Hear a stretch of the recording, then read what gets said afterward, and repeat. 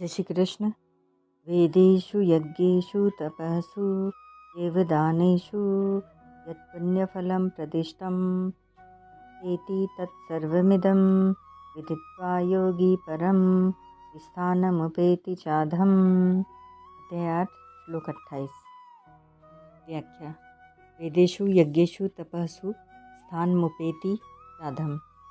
यज्ञ, दान, तप, तीर्थ, व्रत आदि जितने भी शास्त्रीय उत्तम से उत्तम कार्य हैं और उनका जो फल है वह विनाशी ही होता है। कारण कि जब उत्तम से उत्तम कार्य का भी आरंभ और समाप्ति होती है तो फिर उस कार्य से उत्पन्न होने वाला फल अविनाशी कैसे हो सकता है। वह फल चाहे इस लोक का हो चाहे स्वर्ग आदि भोग भूमियों का हो, उसकी नश्वरता में किंचिन मात्र भी फर्क नहीं है।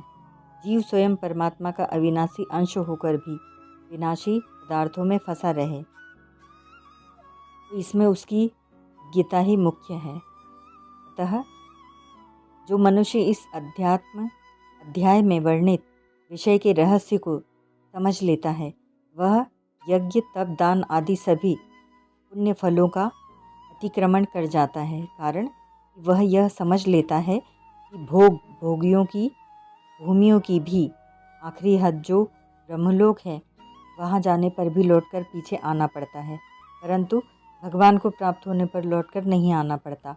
8वें अध्याय का 16वां श्लोक। और साथ साथ यह भी समझ लेता है कि मैं तो साक्षात परमात्मा ही का ही अंश हूँ तथा ये प्राकृत पदार्थ नित्य निरंतर अभाव में नाश में जा रहे हैं, तो फिर वह नाशवान पदार्थों में भोगों में न फंसकर भगवान के ही आश्रित हो जाता है। इसीलिए वह आदि स्थान अहमादिर्हि देवानां महर्षिणां च सर्वशः गीता 10:2 तमेव चाधम पुरुषम प्रपद्ये गीता 15:4।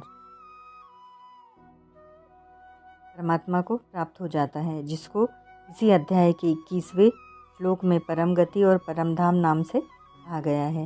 नाशवान पदार्थों के संग्रह और भोग में आसक्त हुआ मनुष्य इस आदि स्थान परमात्मा तत्व को नहीं जान सकता।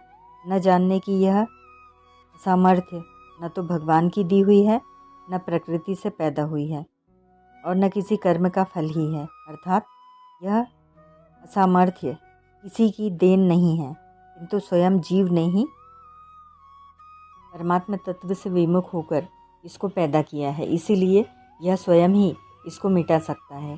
कारण कि अपने द्वारा की हुई भूल को स्वयं ही मिटा सकता है और इसको मिटाने का दायित्व भी स्वयं पर ही है।